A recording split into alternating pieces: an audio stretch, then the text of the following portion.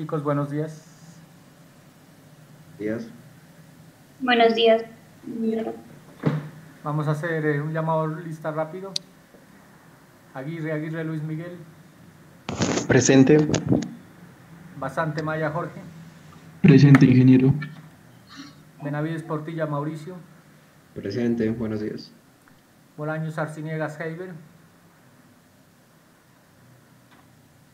Bolaños Espinosa Joniel.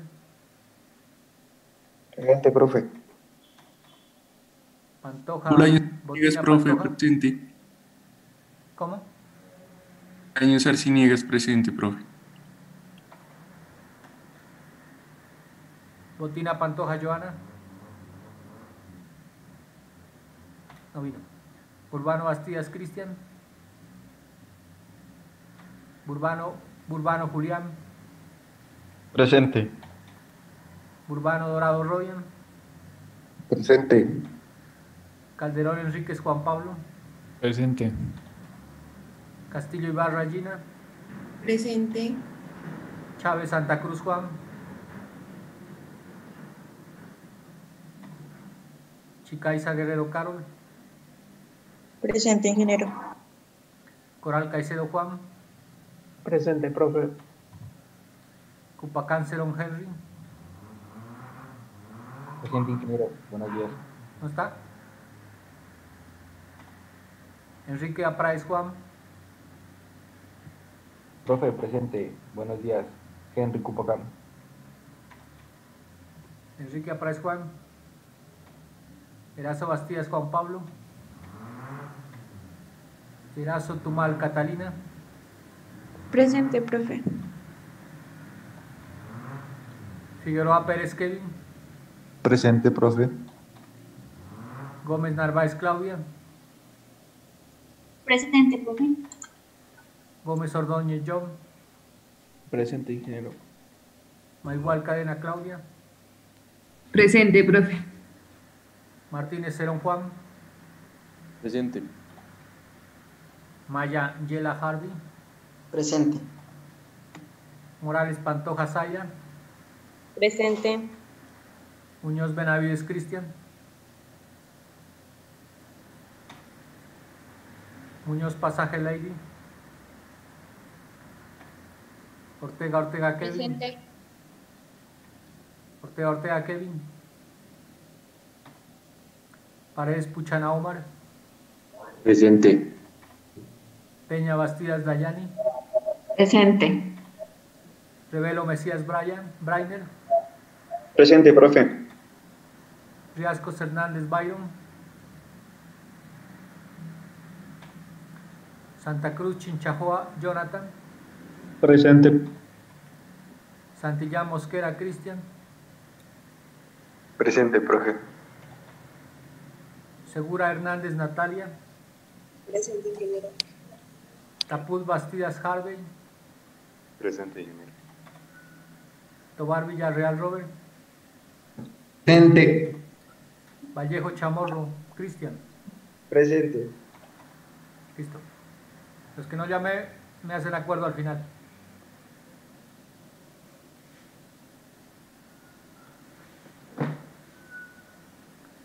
Listo, chicos, vamos a continuar explicándoles cómo calcular los parámetros geomorfológicos de la cuenca. Habíamos quedado en este parámetro, que es hallar la pendiente de la ladera. La idea de la pendiente es que en un terreno o en un área hay pues muchas pendientes, ¿sí? O sea, hay muchas pendientes. Entonces hay que asignarle una pendiente, pues promedio, digámosle, a la cuenca. O sea, hay un método... Ingeniero, Dígame. disculpe, ¿usted va a grabar la clase? Sí, yo la estoy grabando. Ah, bueno. Entonces hay algunos métodos para encontrar esta pendiente promedio. La vamos a llamar R. O sea, hay un método de Horton. Este método de Horton pues es un método que de algunas formas le incluye algo de probabilidad, ¿no? Es un método probabilístico. Entonces la pendiente de la ladera pues se calcula con esta simple ecuación, que es la pendiente de la ladera igual a un n, que es el número total de cruces entre la malla y las curvas de nivel, h, que es la diferencia entre las curvas de nivel consideradas, y el SUM, que es la longitud de la malla en su totalidad, pero dentro de la cuenca, que cuentan horizontales y verticales, ¿no? Este es un trabajo un poco dispendioso también en encontrar estos cruces, ¿no? Pero esos cruces ya los habíamos, si seguimos el proceso, ya los teníamos calculados anteriormente, ¿sí? Aquí lo único que hay que calcular adicional es la longitud de la malla. Entonces, para esta longitud de la malla, si tenemos una cuenca,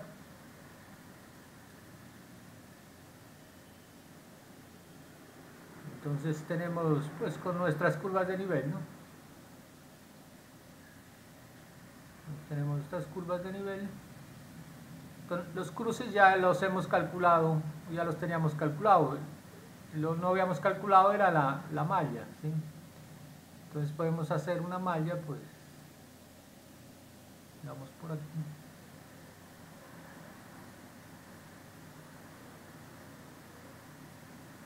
Ahí aproximadamente, como para explicarles el concepto.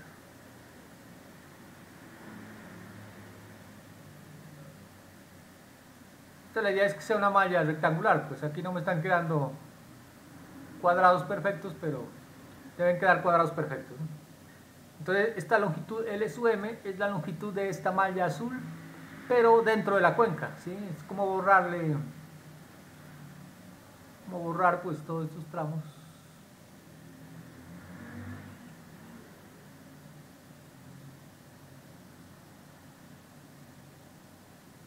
Solamente dejar la malla que está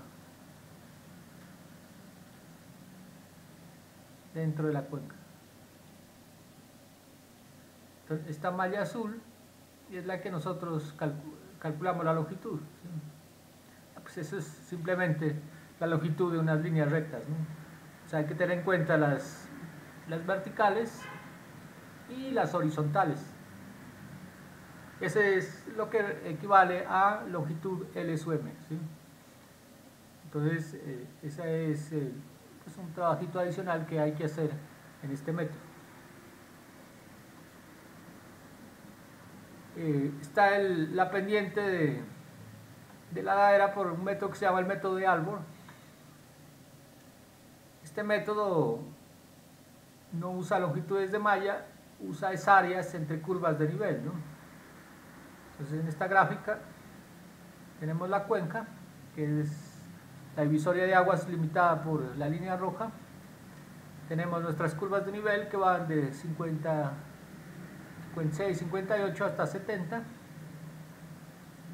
Y lo que hacemos es asignarle un área SUI a una curva de nivel. Entonces, por ejemplo, la curva de nivel 64 le asignamos una curva de le asignamos un área aferente, que prácticamente pues sería por medio de la curva 64 y 65, y en medio de la curva 62 y 64 me da esta línea punteada. Entonces esta se la asignamos a la curva 64, ¿sí? Y así tenemos que hacer para todas. Pero esta área asignada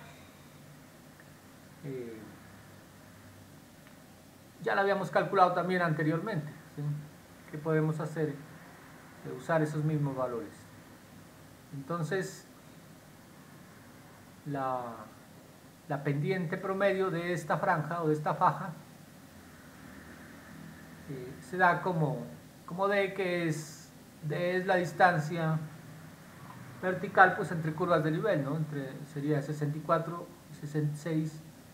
Como son equidistantes, entonces es el mismo valor, ¿sí? Es constante, que sería en este caso 2 metros. L sub i es la longitud de esta curva de nivel, ¿sí? Entonces hay que calcular la longitud de las curvas de nivel dentro de la cuenca, ¿no? que hizo trabajo un poco dispendioso, y A sub I es el área aferente que se le asigna a esa curva. Entonces ya tenemos esto para cada faja. Entonces R sub I será la pendiente de esa faja. Pero como nosotros necesitamos es la pendiente promedio para toda la cuenca, entonces simplemente lo que hacemos es sumar estas pendientes pero ponderadas, ¿sí? Entonces, si recuerda del promedio ponderado, en este caso se le hace con el área, entonces se suma esta pendiente R sub I con las demás pendientes para cada una de las curvas y se la pondera con A sub I, que es el área de cada franja con respecto al área total. Como el área total ya la tenemos, entonces hacemos una suma ponderada que se llama. Esa suma ponderada pues se puede observar aquí en esta ecuación. Entonces este D por L sub 1 sobre A sub 1 es la pendiente de la curva de nivel 1, y la ponderada o el factor de ponderación será el área, pues A sub 1 sobre el área total, ¿sí? Lo mismo para la otra línea, otra curva de nivel 2, sería diámetro por la longitud de la curva 2 sobre el área aferente 2 por su factor de ponderación A sub 2 sobre área. Y así para n curvas de nivel, ¿sí? Entonces para la curva n lo mismo, será D, la longitud de la curva n, área aferente de la curva n por área aferente de la curva n sobre el área total. Entonces, esta es, digamos, la pendiente promedio para toda la cuenca. Pero se dan cuenta que este valor de, bueno, aquí estas A, como aparecen en el numerador y denominador, se van, ¿no? O sea, se eliminan. Estas se eliminan y nos quedaría área, que es constante, porque el área de la cuenca es constante, y como D también es equidistante entre las curvas de nivel, es una constante, entonces D sobre A lo podemos factorizar. Entonces lo podemos factorizar y nos queda D sobre A, que multiplica a las longitudes de las curvas de nivel, L1, L2, L3 hasta L sub n. Pero la suma de estas curvas de nivel pues prácticamente equivale a toda la longitud que hay de las curvas de nivel dentro de la cuenca, que lo podemos llamar L. Entonces lo resumimos en esta ecuación: R igual a D por L sobre A. De todos modos, en el cálculo lo que se aplica es esta ecuación, ¿no? Prácticamente, porque hay que calcular una por una, ¿sí? La longitud de las curvas de nivel se calcula una por una y se la va pues adicionando en una tabulación que se puede ir haciendo. Al resultado se saca la sumatoria de estas L's y nos da L mayúscula. Entonces, de esa manera podemos calcular la pendiente de la ladera por estos dos métodos. La cuestión de esto es que pues siempre es un trabajo dispendioso, ¿no? Calcular esta longitud de las curvas de nivel. Por ejemplo, las curvas de nivel, al menos en las planchas que yo les envié, creo que están unidas, ¿no? Entonces uno traza la divisoria de aguas, la recorta con la divisoria de aguas y queda la curva de nivel. Simplemente uno la pica, le da longitud y le saca la longitud. Entonces uno las va marcando y le va dando la longitud que se necesita. Estos parámetros que vimos anteriormente son como la parte física de la cuenca, ¿sí? Ahora vamos a ver unos parámetros que tienen que ver con el drenaje, ¿sí? Hay un parámetro que se llama número de orden. Este número de orden prácticamente pues es un procedimiento mecánico que se hace. Entonces hay unos pasos para trazar el número de orden de los ríos, ¿sí? Aquí voy a ir mirando cada uno de estos pasos y les voy explicando aquí gráficamente. Entonces dice, para encontrar el número de orden se sigue en el procedimiento pues, de Horton y Strahler, que son los que propusieron este método, los investigadores. Y el primer paso dice, los cauces sin afluentes siempre serán de orden 1, ¿sí? Entonces le vamos asignando el orden. Entonces, si tenemos un pequeño río por acá, que no tiene ningún afluente, le asignamos orden 1. Entonces, un río que no tiene ningún afluente es de orden 1. Dice, después de una intersección de dos o más cauces del mismo orden, este se incrementa en una unidad. Entonces, si tenemos otro cauce de orden 1, entonces también será de orden 1.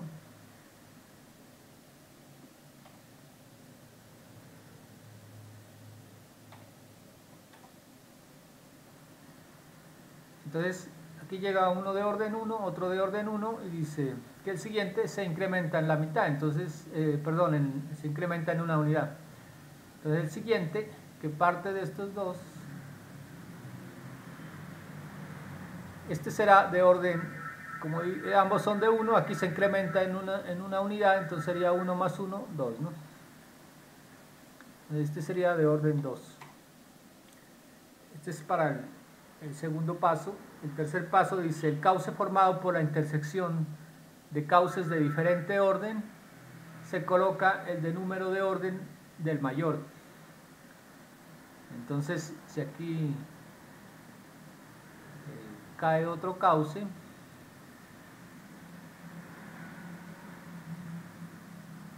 pues cae otro cauce, que este va a ser de orden 1 también. Pero aquí se cruzan, digámoslo así, uno de orden 1 y otro de orden 2. Entonces dice que el siguiente se toma, sigue con el orden del mayor, ¿sí? Entonces el siguiente tramo de río será de orden 2, ¿sí? O sea, entre 2 y 1 nos queda de orden 2.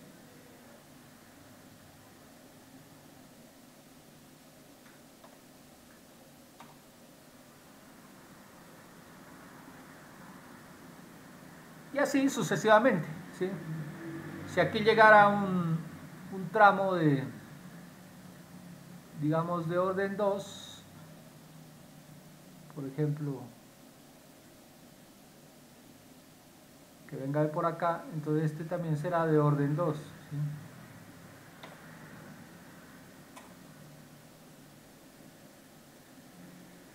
Será de orden 2. O sea, aquí llega de 2 y 2 y el siguiente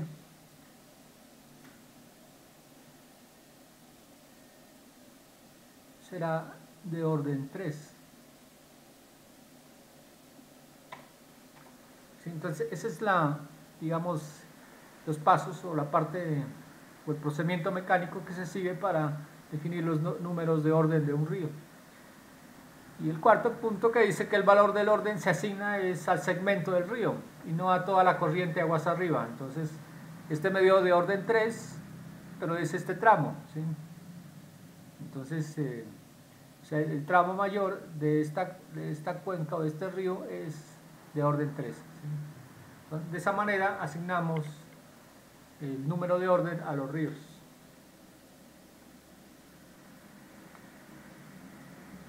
Aquí hay uno pues más completo, entonces un procedimiento más completo, entonces se observa que 1, 1,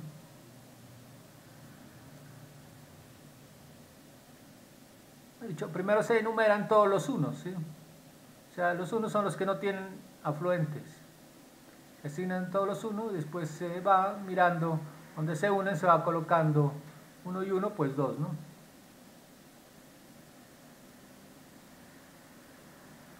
O sea, este 2 no quiere decir que se sume 1 más 1, ¿no? En este caso coincide, pero realmente es porque se incrementa en 1. Porque aquí 2 más 2 nos suma 3. Entonces, se incrementa es en una unidad, ¿sí? Aquí 1, 1. Aquí hay como un error, ¿no? 1 y 1 nos da 2. Aquí viene 1 y 1 nos da 2. 2 y 2, este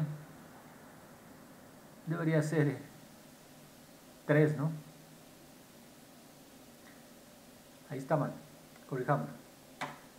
Debería ser 3. Este 1, 1, viene 2. Aquí 2, 2, suma 3. Y aquí se unen 2. Bueno, aquí viene un 3 con un 2. Pasa el mayor que es 3. Aquí se unen 3 y 4. Aquí en adelante, como los afluentes son menores que 4, sigue tomando el valor de 4 hasta el final, ¿sí? Entonces este es un río o un drenaje de orden, con un tramo final de orden 4.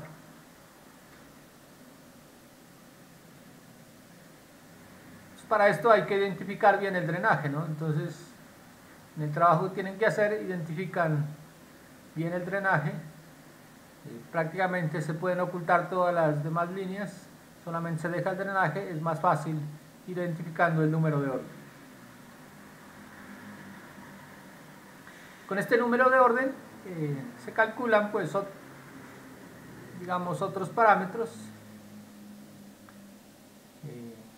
Por ejemplo, este que se llama la relación de bifurcación. Esta relación de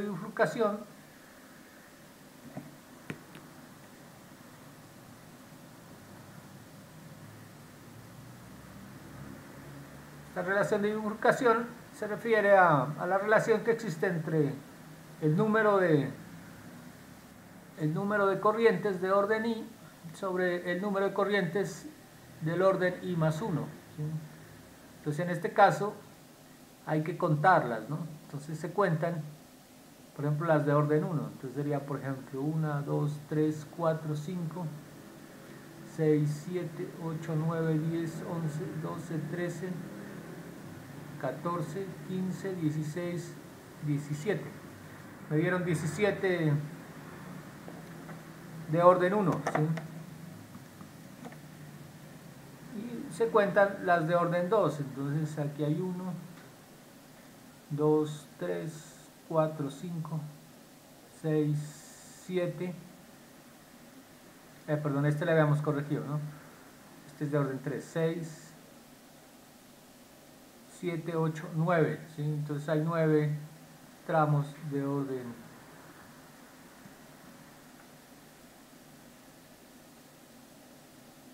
9 tramos de orden 2. Entonces aquí sería 17 sobre 9, eso nos da aproximadamente 1,9, ¿sí?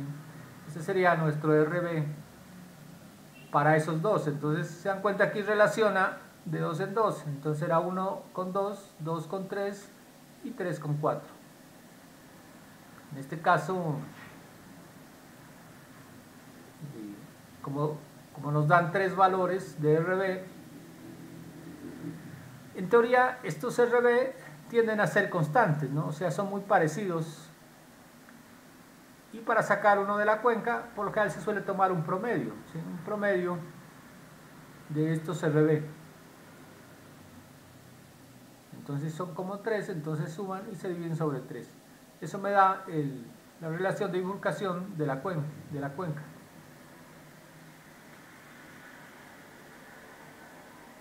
Está lo que se llama densidad de drenaje.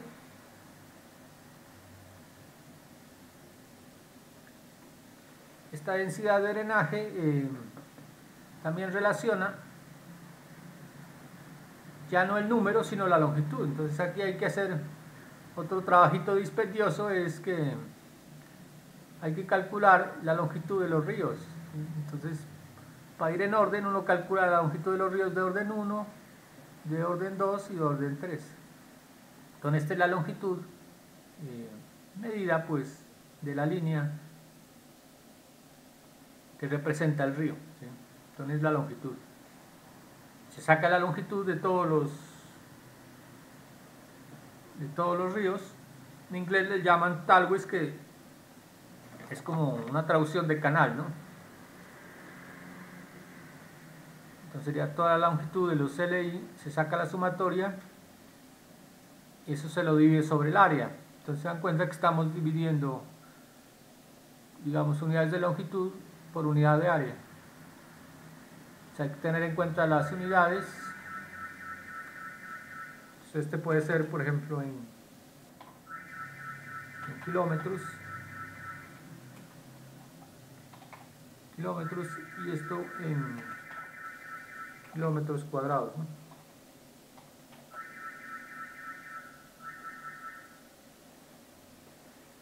Entonces eso me da la densidad en kilómetros sobre kilómetro cuadrado.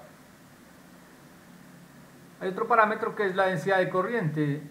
Este tiene la dificultad, es que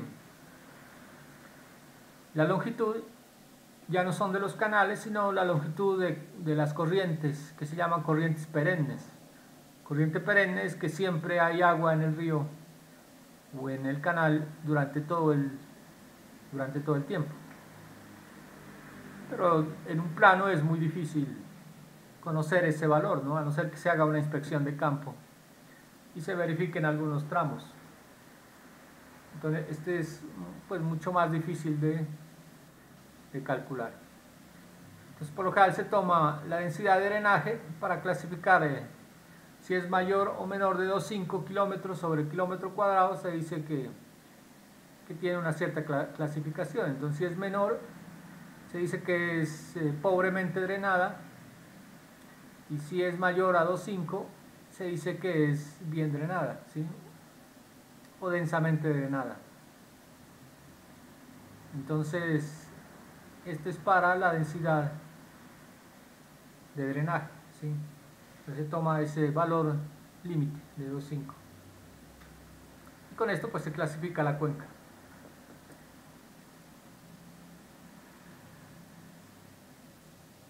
Esto es como lo referente, digamos, a la caracterización morfométrica de la cuenca. Entonces cada parámetro, como vimos anteriormente, pues nos da alguna característica de cómo puede funcionar la cuenca. Ahora viene un parámetro que está más relacionado pues con la generación de crecientes, ¿sí? en una cuenca, que se llama el tiempo de concentración. Tiempo de concentración, pues como la palabra lo dice, es un tiempo que se estima o se mide en una cuenca. Entonces, por definición, es el tiempo que gasta una gota de lluvia para moverse desde la parte más alejada de la cuenca hasta el punto de interés o hasta el punto de descarga del río. Y en este momento, por lo general, o sea, en este tiempo ocurre pues la mayor concentración de agua en el río, ¿sí? En el cauce. Ya que cuando se llega al tiempo de concentración, prácticamente llega agua de todas las gotas de lluvia que caen en la cuenca. Entonces, tenemos una cuenca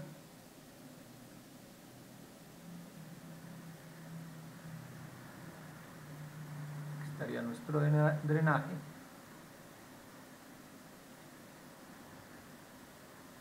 Entonces este tiempo de concentración que habla es el tiempo que gastaría una gota de agua desde este punto más alejado en la divisoria de aguas hasta el punto de la salida, ¿sí? O el punto de interés. Entonces cuando llueve pues caerán unas gotas en la parte más alejada y esas en un momento determinado pues empiezan a drenar hacia el punto de la salida. Ese tiempo que se demora es lo que se conoce como tiempo de concentración. En este tiempo de concentración quiere decir que todas las gotas de agua que caen dentro de la cuenca prácticamente están aportando agua al cauce, ¿sí? Esto lo veremos más adelante, un poco más en detalle, el efecto que tiene sobre la precipitación y sobre la generación de crecientes. Entonces, hay algunos métodos para calcular este tiempo de concentración. Está en las partes rurales. Hay unos métodos en las partes rurales porque en las partes rurales el comportamiento, digamos, del agua es diferente a las partes urbanas. Entonces, en las zonas rurales, por ejemplo, son zonas de cultivos, de pastos, de bosques, y el agua se comporta de manera diferente cuando llueve y escurre hacia el río. Y en las zonas urbanas, pues, la superficie es diferente, ¿no? Entonces, está compuesto casi su mayor parte por superficies muy impermeables como los techos, las calles, en el cual pues la lluvia al caer genera escorrentía y esta escorrentía se comporta de una manera diferente. Entonces, para la zona rural es posible tener un método de usar algo que se llama trazadores. Los trazadores por lo general son sustancias que se agregan al agua en un punto determinado y se puede medir aguas abajo. Se puede medir esa misma sustancia aguas abajo y mirar el tiempo que gasta de un punto a otro, ¿no? Entonces tenemos una corriente, entonces le podemos agregar un trazador en esta parte y le agregamos un trazador en esa parte y esperamos en un tiempo determinado que pase por otro punto de interés, ¿sí? Entonces le agregamos ahí, pues el trazador pues viajará cierto tiempo y cuando pase por ese tiempo, cuando se detecte en un sitio aguas abajo, ese será el tiempo que demora entre el punto donde se lo adiciona hasta el punto de interés. Y ese tiempo nos da el tiempo de concentración.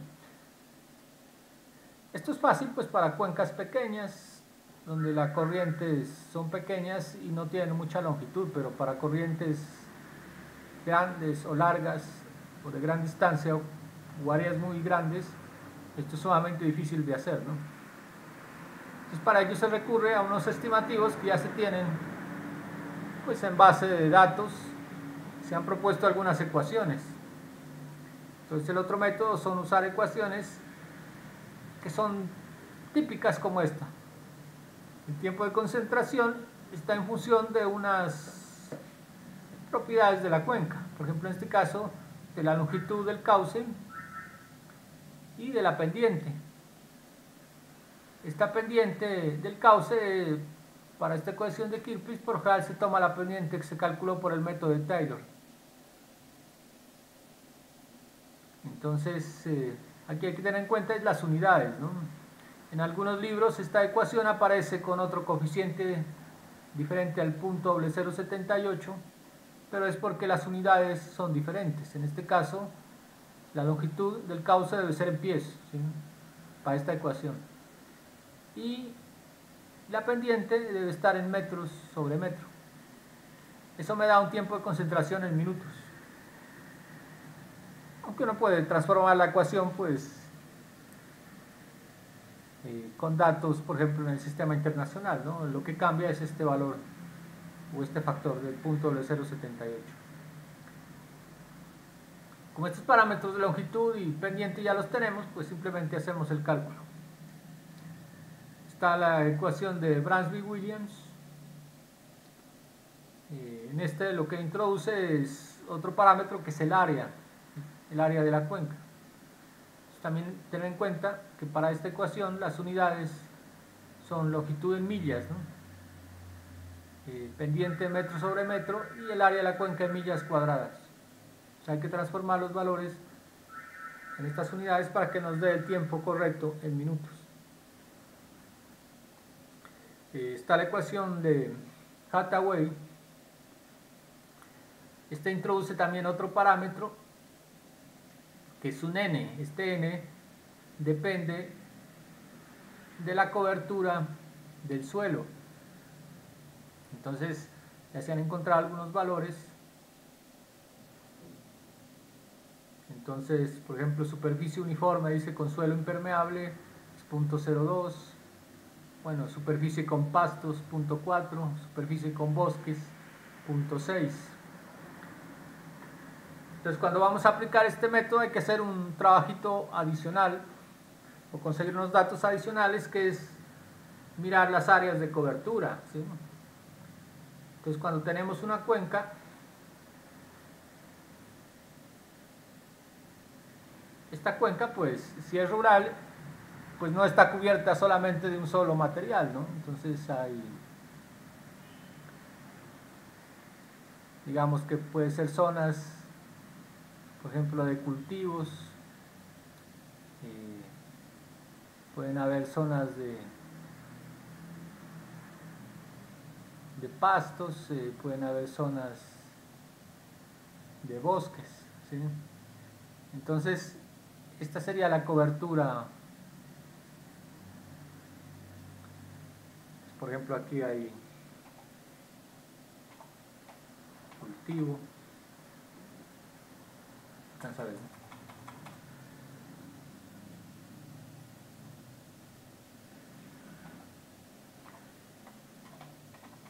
Aquí hay cultivos, aquí hay pastos.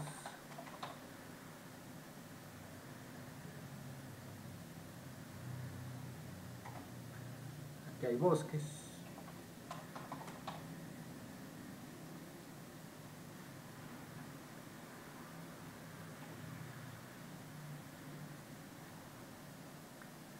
Y así, pues hay varias coberturas. Entonces, para aplicar este método tenemos que tener estas coberturas de la cuenca, ¿sí? Cuando uno quiere hacer un estudio hidrológico, puede recurrir a los planes de ordenamiento territorial de los municipios, ¿no? Los EOT o los POT, que tienen este tipo de coberturas. Entonces uno superpone, pues, el área de interés sobre estos mapas de coberturas y puede sacar unas áreas, ¿sí? Y con estas áreas aplica un promedio ponderado del N. Entonces, como el N va a ser diferente para cultivos y bosques o pastos, entonces para toda la cuenca se saca un N ponderado, ¿no?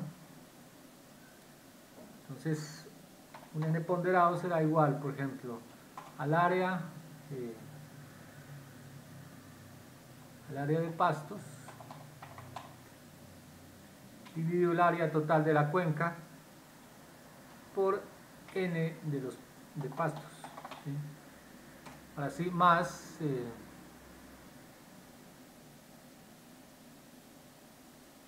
el área de bosque dividido el área de bosque sobre el área total por el N del bosque. Entonces, esto me da un área,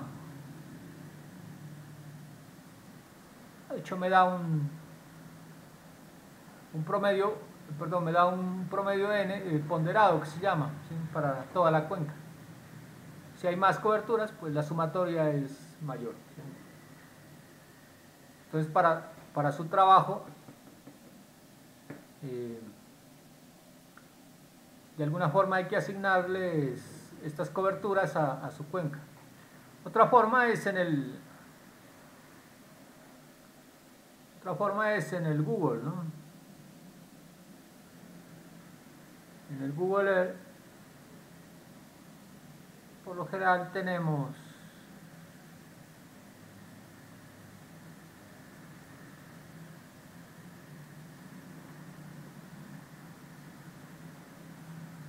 me deja abrir el...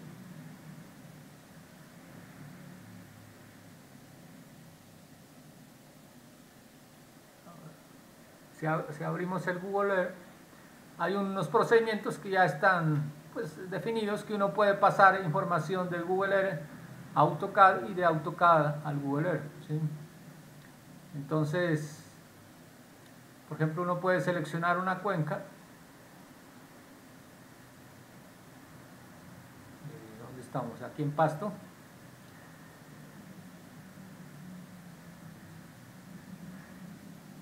Por ejemplo, uno puede seleccionar una pequeña cuenca aquí en el... Mejor dicho, uno exporta, lo que hace es exportar la cuenca que está analizando aquí al Google Earth, pues hay un procedimiento ya estandarizado para eso. Y se dan cuenta que aquí hay unas zonas que se pueden identificar como de bosque, ¿no? Son estas zonas de bosque y hay otras zonas que por lo general son pastos. ¿Sí? Aquí es fácil identificar y sacar un valor aproximado pues de estas coberturas. Entonces el procedimiento es exportar la divisoria de aguas de AutoCAD aquí al Google Earth, pues que coincida con las coordenadas, ¿no? Hay una forma de calibrar las coordenadas. Una vez la tengamos montada aquí, señalamos estas áreas de cobertura, ¿sí? en el Google Earth. Luego, estas áreas de cobertura las podemos exportar como archivos DWG a AutoCAD otra vez. Entonces volvemos, es como devolverse otra vez a AutoCAD y las montamos en AutoCAD. Entonces en AutoCAD ya las podemos establecer, ¿sí? O incluso este Google Earth tiene una herramienta que es polígono para medir áreas, ¿sí? Entonces, por ejemplo, si nos interesa esta mancha por aquí, la podemos medir por aquí, ¿sí? Entonces eso me da esa mancha. Aquí le podemos cambiar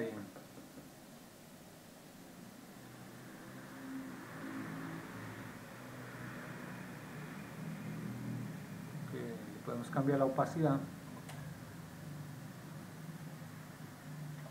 para poder ver el terreno también. Y aquí en área nos da el área, ¿sí? Veámosle metros cuadrados.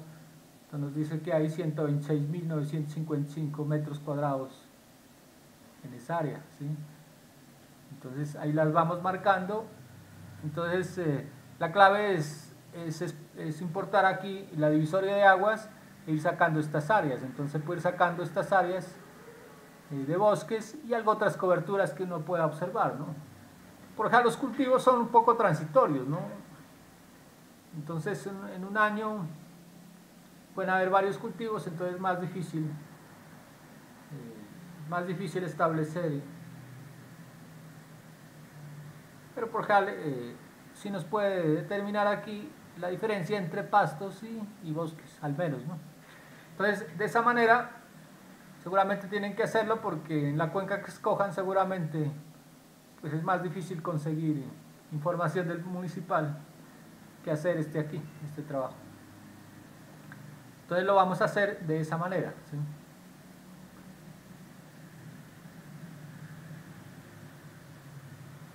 Entonces, este es el inconveniente con esta fórmula que nos pone a hacer un trabajo adicional, ¿no? Sacar las coberturas, a cada cobertura le asignamos un n y sacamos el valor promedio para hallar el tiempo de concentración.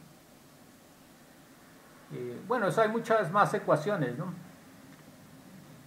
Está la Oficina de Atención de Suelos de los Estados Unidos, la USBR, la ecuación de Clark, la ecuación de Wild, la ecuación de Ruiz, Valencia y Zuluaga. Bueno, hay muchos investigadores que han propuesto ecuaciones para calcular el tiempo de concentración. Entonces lo que uno hace es calcular el tiempo de concentración con la mayoría de las ecuaciones que apliquen a nuestra área, ¿sí? O sea, hay que tener en cuenta las unidades, ¿no?, de estas ecuaciones.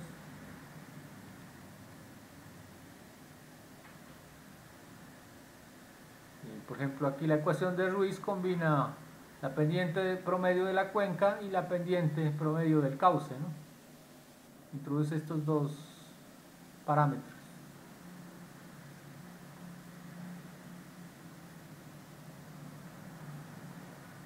El problema de estas ecuaciones es que cuando uno hace el cálculo, ninguna de esas da un valor igual, ¿sí? Hemos dicho, entre dos ecuaciones no dan valores iguales, cada una, pues por las características que ha sido deducida, no da un valor igual. En teoría, todas estas ecuaciones deberían dar el mismo valor de tiempo y concentración, pero como eso no sucede, entonces hay que sacar un promedio.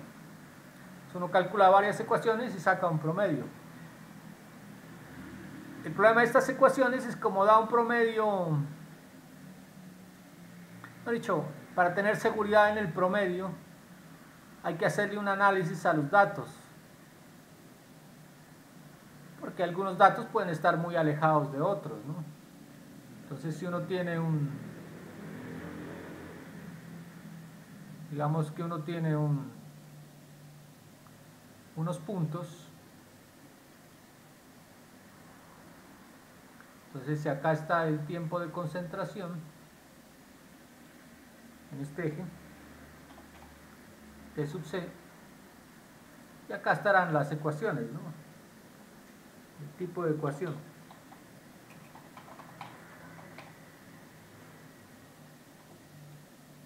Entonces ustedes van a obtener una serie de puntos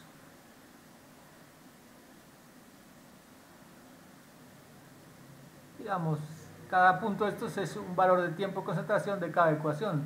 La pregunta es cuál de estos escogemos para el tiempo de concentración promedio o para sacar la media, porque seguramente pues habrá una media,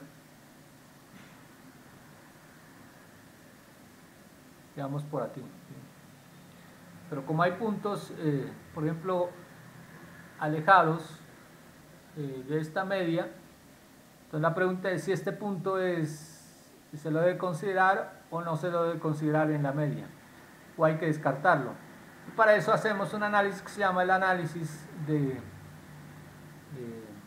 cajas y bigotes, ¿sí?, o de box and whiskers, que llaman en inglés, ¿no?, box and whiskers plot, o determinar lo que se llaman outliers o valores atípicos, ¿sí? Entonces este sería digamos posiblemente un candidato a valor atípico, pero hay que hacerle un análisis pues estadístico, ¿sí? Entonces le hacemos un análisis estadístico con las cajas y bigotes, y luego los que, pues dependiendo del resultado, tomamos los puntos que estén dentro de lo recomendado y con eso hacemos el promedio. Por al final hacemos un ejemplo de esa parte.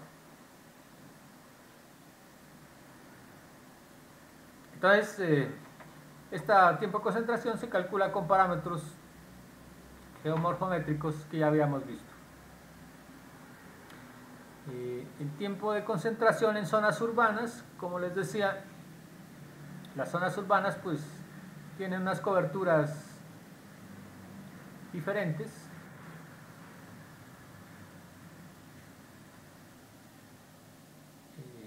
que por ejemplo suelen ser calles pavimentadas, techos, en el cual la escorrentía pues se mueve de forma diferente.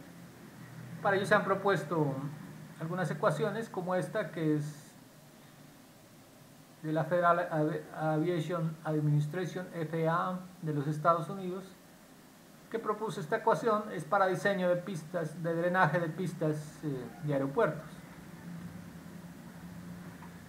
Pero estas pistas de aeropuertos por lo general suelen ser recubiertas en asfalto, por lo tanto podríamos usar esta ecuación en otro tipo similar, ¿no?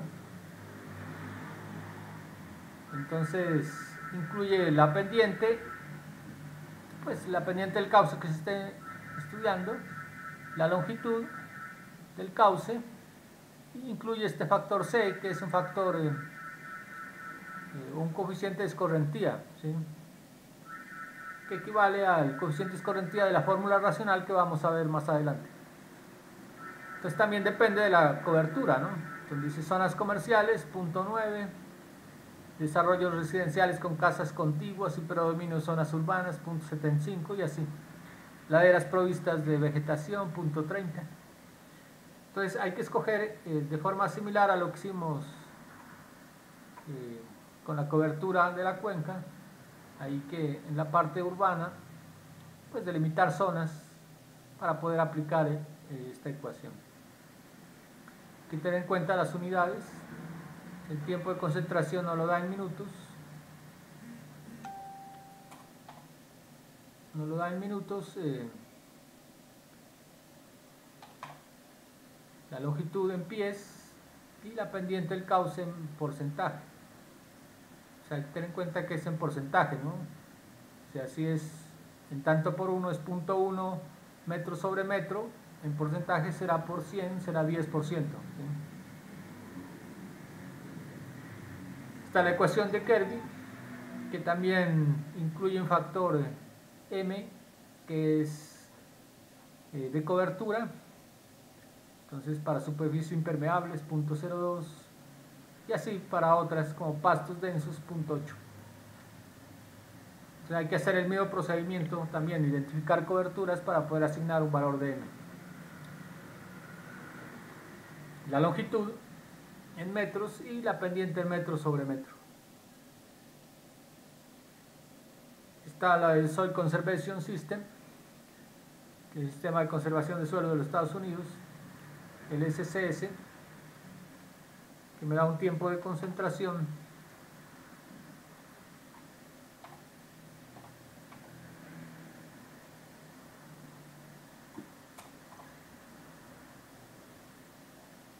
también de forma similar, ¿no? Entonces aquí introduce un valor de este valor de A, que también depende de la cobertura, ¿sí?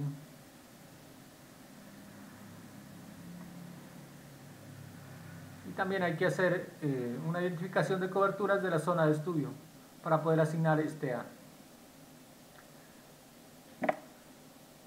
Bueno, en este curso pues no vamos a mirar en detalle esta parte de la urbana, pero sí vamos a hacer el ejercicio en la parte rural, ¿sí? Una cuenca rural. Este es como el resumen de los parámetros que uno ha calculado. O sea, aquí hay para varias cuencas de un estudio que hicimos hace algunos años del río Pasto. Entonces está el área, el perímetro, la longitud, el ancho promedio, coeficiente de forma, el coeficiente Kirpich, la pendiente del cauce y la pendiente de la ladera por el método de Albor y Horton.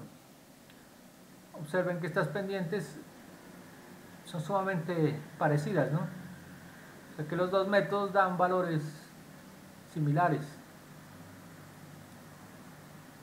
Y aquí tenemos el tiempo de concentración de la ecuación de Kirpich. Aquí en este caso pues solo se reporta esta ecuación, pero uno para tomar el valor definitivo debe calcularla por varias ecuaciones y hacer un promedio ponderado, ¿sí?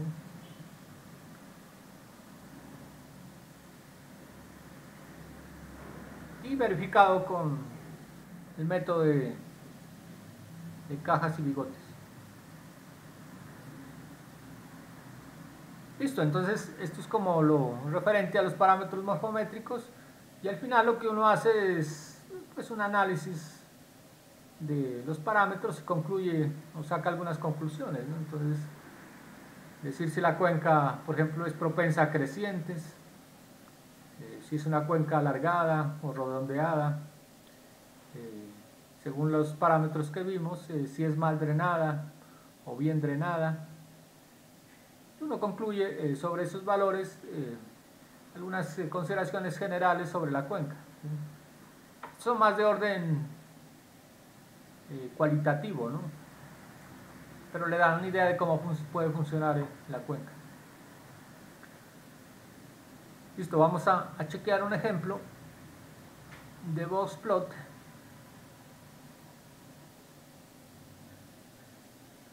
Entonces nos dan una serie de valores para calcular si alguno de ellos es un valor atípico, ¿sí? Entonces, lo que les decía, si aquí tenemos el tiempo y acá pues el valor dado de las ecuaciones, tenemos una serie de puntos pues dispersos, ¿no? Entonces, por ejemplo, aquí hay unos puntos que uno no sabe, están muy alejados. La pregunta es si se los mete dentro del promedio para sacar, dicho, se los incluye para sacar el promedio, estará por acá.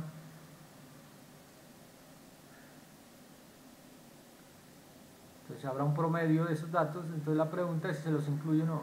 Por lo general, si se los incluye, esta línea suele tender hacia esos puntos, ¿no? Puede ser que el promedio baje, incluyendo dos puntos. Si no se los incluye, el promedio puede acercarse a estos puntos que están en la parte más superior.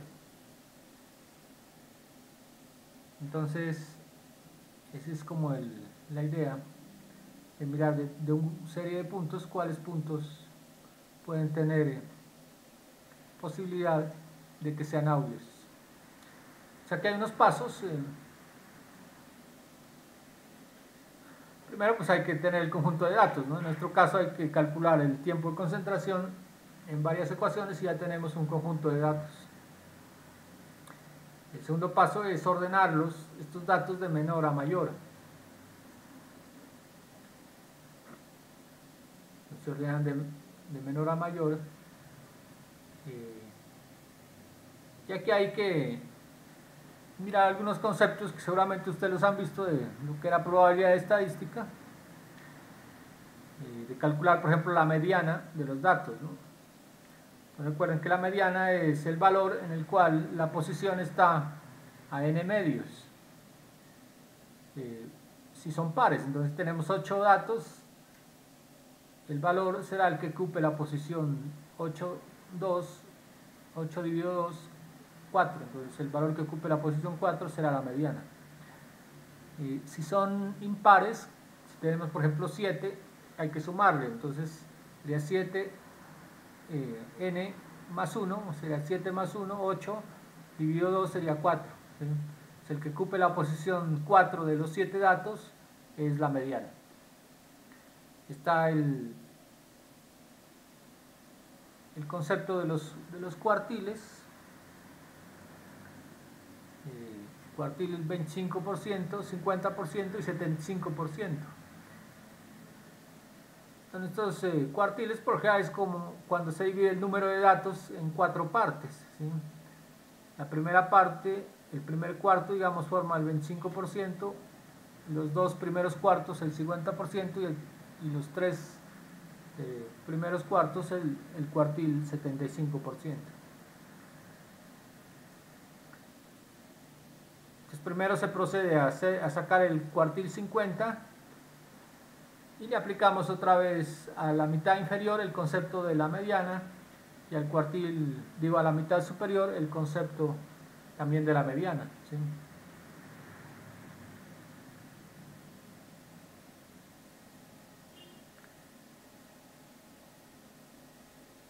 Hay que calcular un valor que se llama rango intercuartílico, RIC, que es simplemente la diferencia entre el valor que ocupa el cuartil 25 y el valor que ocupa el cuartil 75, que ya los tenemos. Este cuartil 25 y cuartil 75 me da el límite de la caja, ¿sí? De la caja que estamos analizando, y luego se calcula el rango de los bigotes, ¿sí?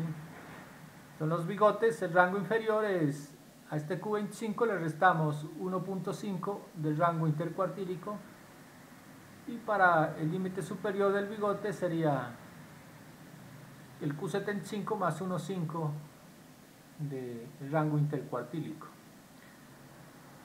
Por lo general, los datos que estén dentro de estos rangos, por lo general son aceptables para hacer el promedio. Y para ello se calcula un valor que se llama valla o valor adyacente inferior o valla adyacente superior. Entonces, ya teniendo estos valores, se calcula el valor más cercano al límite inferior, interno inferior, y el VAS, que es el valor más cercano al límite, o cercano o igual, ¿no?, al límite interno superior. Entonces, el VAI va con el SUI, es menor o igual, ¿no? Y el LIS también es este es el mayor o igual, y este sería el menor o igual. Entonces se dan cuenta que queda un rango. Aquí queda un rango, entonces dividimos los datos en rangos y miramos qué datos caen entre VAI y VAS, y esos datos son los que son seguros para calcular el promedio. Entonces, la existencia de outliers o de valores atípicos, dice si VAI es igual al mínimo de los valores, porque en nuestra lista pues tenemos un valor mínimo, ¿sí? Entonces, si VAI es igual al valor mínimo y VAS es igual al máximo, no existen outliers, o sea, quiere decir que todos los datos están entre el rango de esta variable VAI y VAS. Si no es así, pues hay outliers. Los outliers, entonces hay outliers, se pueden clasificar en outliers severos y outliers moderados, ¿sí? Para los severos sacamos otra variable que es al cuartil 25, al valor del cuartil 25 le restamos 3 veces el RIC, y el superior sería sumándole al cuartil 75 3 veces el RIC. Eso me da un rango. Todo lo que está por debajo de este valor ley o por encima del valor ley es un outlier severo. Los que están entre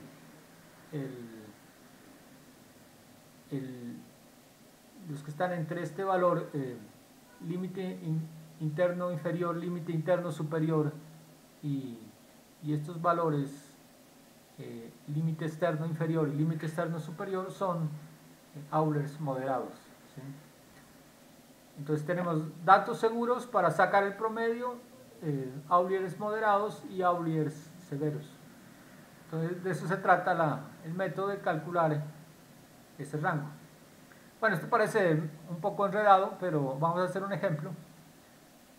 Mirarán que no es tan enredado. Entonces, para el ejemplo tenemos estos datos, ¿sí?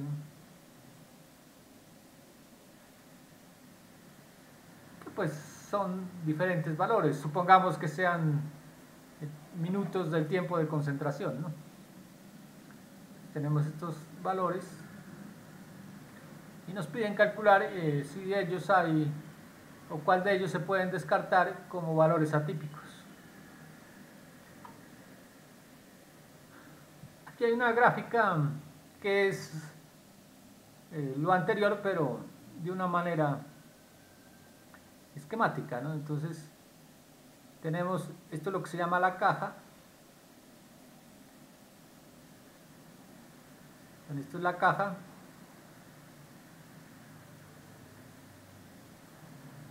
La cual está limitado por los cuartiles, ¿no? Por el lado inferior el cuartil 25 y por el lado superior el cuartil 75. Esta raya que divide la caja es la mediana, ¿sí? Esta es la mediana de los datos. En este caso da corrida hacia la izquierda, entonces quiere decir es que los datos se distribuyen de una forma diferente a la izquierda o a la derecha de la mediana. Los bigotes, entonces la línea de los bigotes va entre este valor VAI y este valor VAS, ¿sí? Entonces por lo general los datos que caigan en esta zona de caja más bigotes son datos seguros, ¿sí? Se pueden sacar promedio. Entre el VAS y el LES, los datos que caigan ahí, en esta zona, son datos Auliers moderados, y los que ya están por fuera de esto, pues son Auliers severos, ¿sí?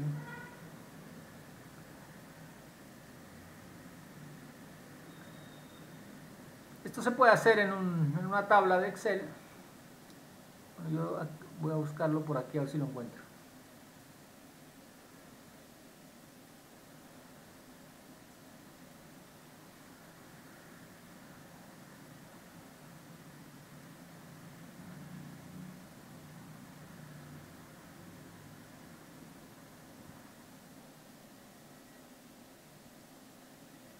Creo que es este el archivo.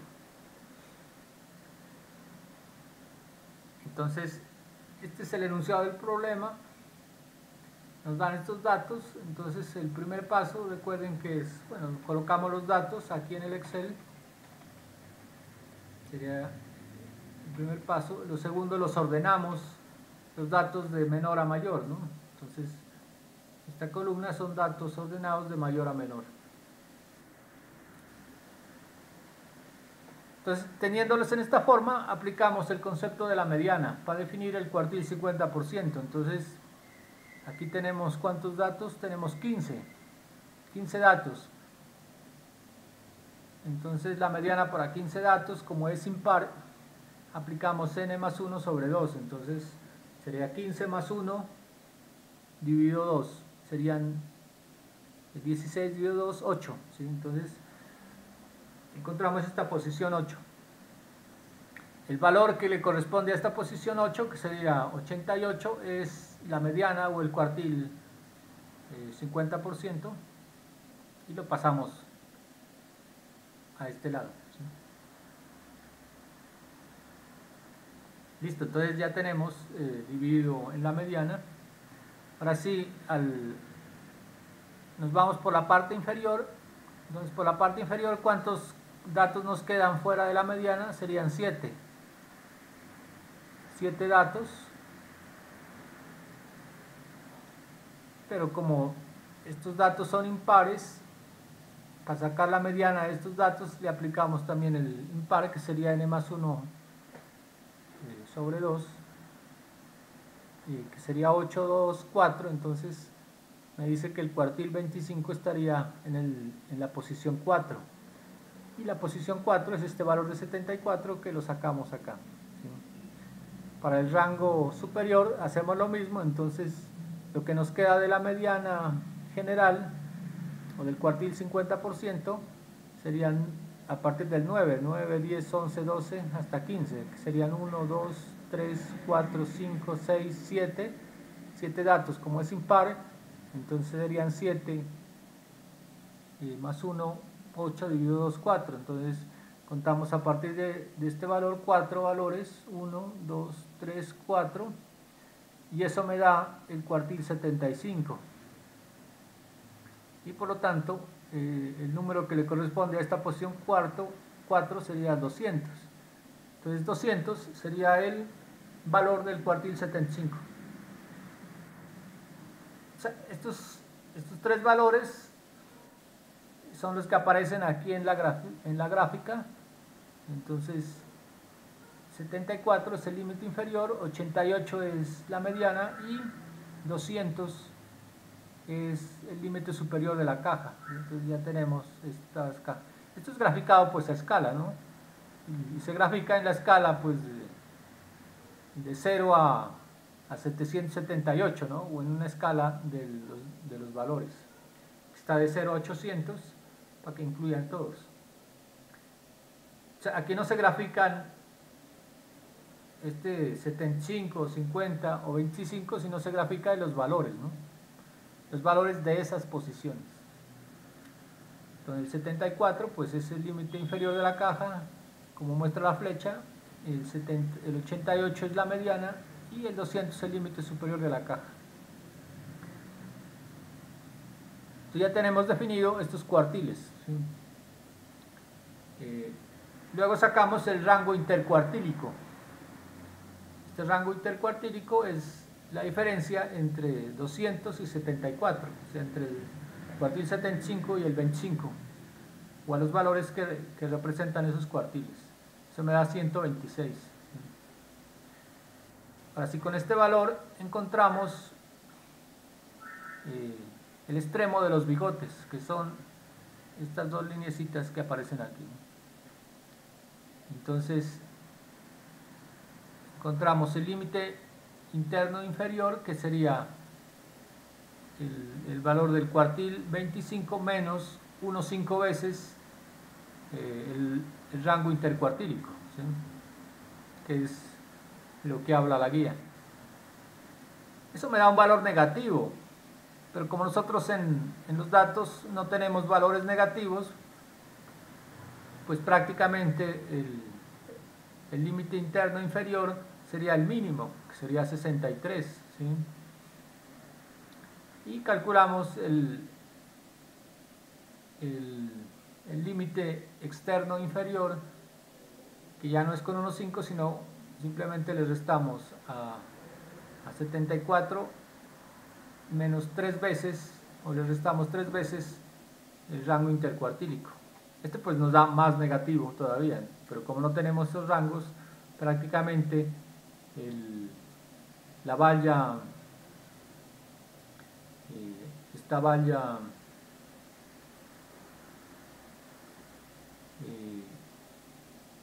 adyacente inferior se convierte en el mínimo. Entonces, para hallar el BAI, lo que hacemos es comparamos 63 con menos 115. Mejor dicho, tomamos el valor mínimo de acá y miramos, pues, si estos están por debajo, el valor mínimo es el valor extremo, ¿sí? Es el valor extremo, que coincide, pues, con la valla adyacente inferior. Ya tenemos 63. Y por el lado superior también. Entonces, por el lado superior calculamos límite interno superior, que este sería 200 más 1,5 veces el rango intercuartílico. Eso me da 389.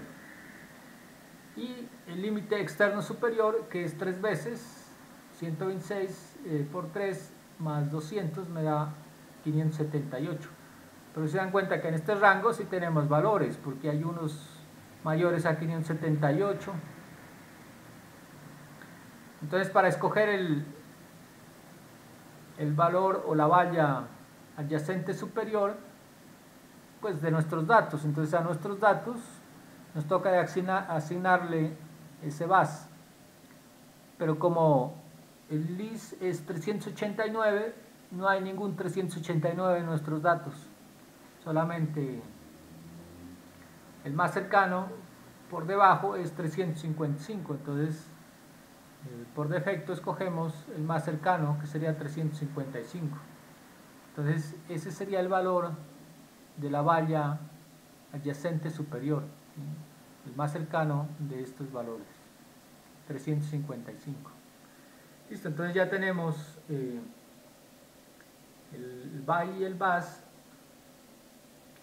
Entonces todos los datos que estén dentro, que sean mayores o iguales dentro de este rango, son seguros para sacar promedio, ¿sí? Entonces todos los datos que teníamos acá entre 63 y 355, incluyéndolos, son seguros para sacar el promedio.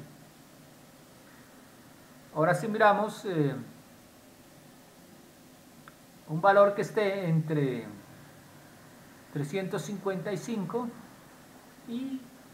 entre 389 y 578.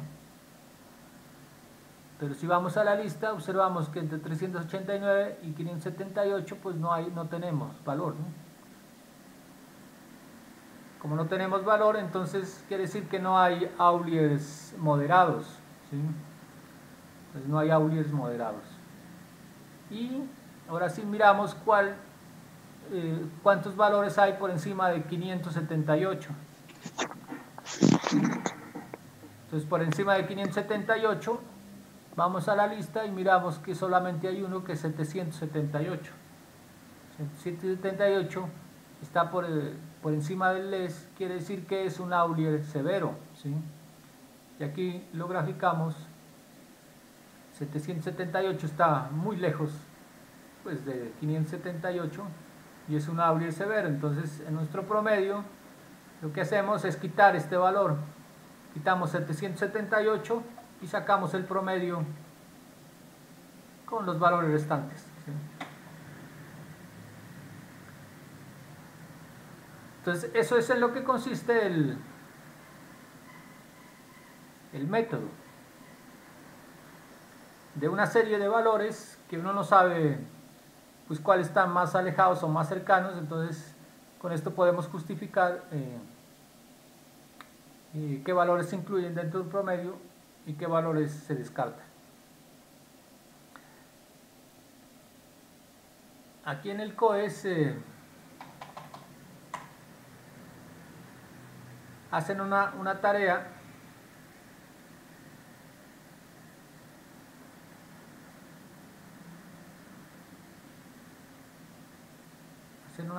con unos datos que les dejo.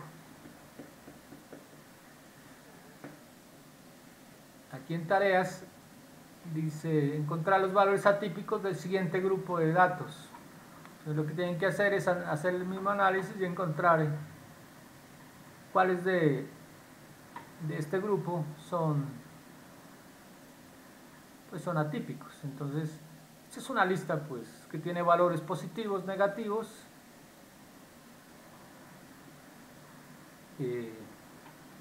Le hacen el análisis siguiendo los pasos y miran cuál de estos son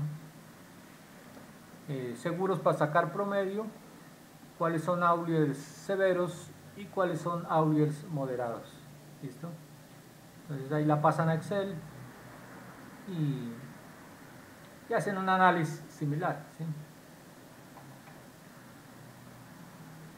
Pueden seguir este procedimiento, o si se encuentran esto ya está programado también en software, ¿no? Si se encuentran en internet algún software que les saque los valores atípicos Auliers, también lo usan. O sea, esto que hicimos aquí pues ya está programado, varios programas lo tienen. Si uno introduce un archivito de la lista de los valores y él le dice cuáles son Auliers y cuáles no. Entonces se los pueden pasar ahí. Bueno, esto es una imagen, pero ahí lo pueden pasar al Excel primero como lista y hacer el procedimiento.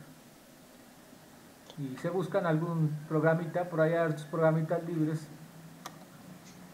Internet lo pueden hacer por ese lado. Ingeniero, ¿cuándo tendremos que enviárselo? Esto dejémoslo para el final de la próxima semana, ¿no? Para el viernes de la próxima semana. Viernes de la próxima semana, ¿verdad? Sí, el viernes de la próxima semana. Si no siguen la metodología que les acabo de explicar aquí, lo pueden hacer en el Excel. Incluso creo que el Excel tiene por aquí una herramienta. La verdad no me acuerdo, se averiguan, creo que tiene una herramienta estadística que uno le señala la columna y él mismo le saca los Auliers, ¿sí?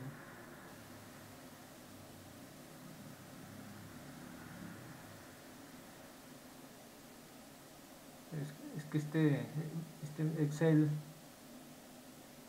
aquí tiene uno que dice, creo que un menú que dice análisis, no me aparece. Creo que eso se lo puede sacar de por acá. Herramientas para análisis, activándolo eso creo que sale. Pero ahí se averiguan cómo podemos sacar estos valores Aulier usando algún programita. Pero la idea es que lo hagan pues manual, para que se enteren de cómo es el procedimiento.